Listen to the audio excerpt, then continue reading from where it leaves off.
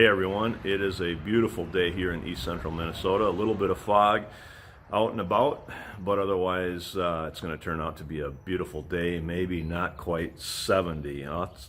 Man, that's almost ideal.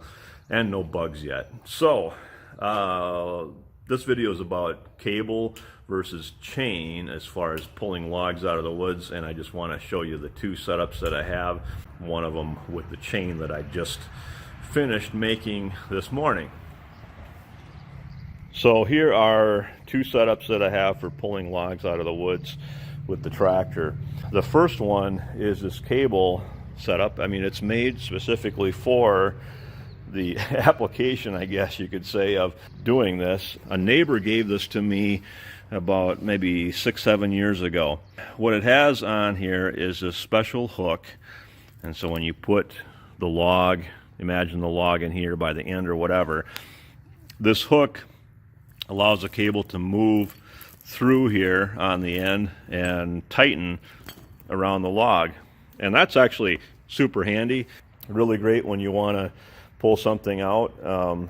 It's pretty easy to fish this cable through because it has some amount of stiffness, so if you want to get it under a log, you can kind of poke it down underneath there, and that's the advantage of that cable. Then on the other end, I have a clevis that hooks to the tractor. The disadvantage of this setup is obviously you cannot loop around and shorten this up very easily, at least not without wrapping it around something on the back of the tractor several times or whatever. And there's no hook on that end of the cable, so it's not like I can come back here and hook over to here or vice versa.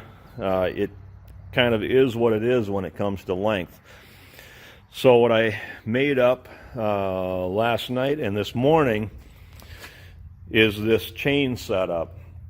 The chain is actually probably a little bit longer than the cable, but the nice thing about chain is that you can obviously hook it anywhere along here to itself, and so that's a huge advantage.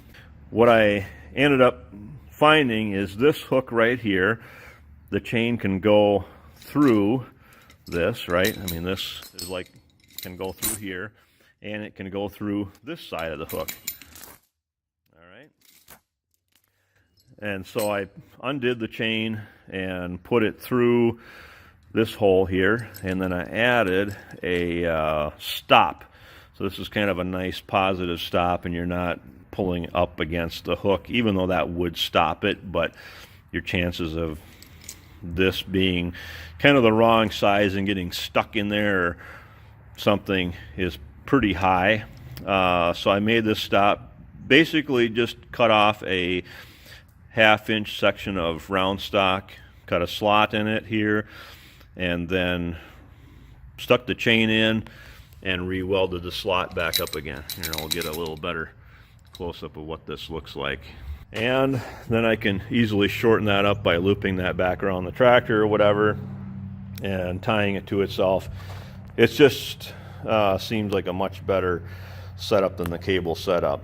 I also made an addition to my 3-point hitch adapter.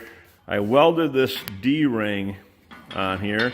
I think this is going to be super handy because instead of having a clevis or whatever, I can just loop a chain or a cable through this thing. Plenty strong. This should never break in a million years. That's welded on there good. And besides all that is I put this hook, let me get a light in a different spot here. Whoops. I welded this hook on here as well. So I can just kind of put the chain up to that hook. That'll make it where I can make the chain as long or short as I want. So I think these are three additions that'll make pulling logs out way easier than they were, hopefully. And, I guess that's about it for this video. I thank you for watching, and hope to see you on the next video.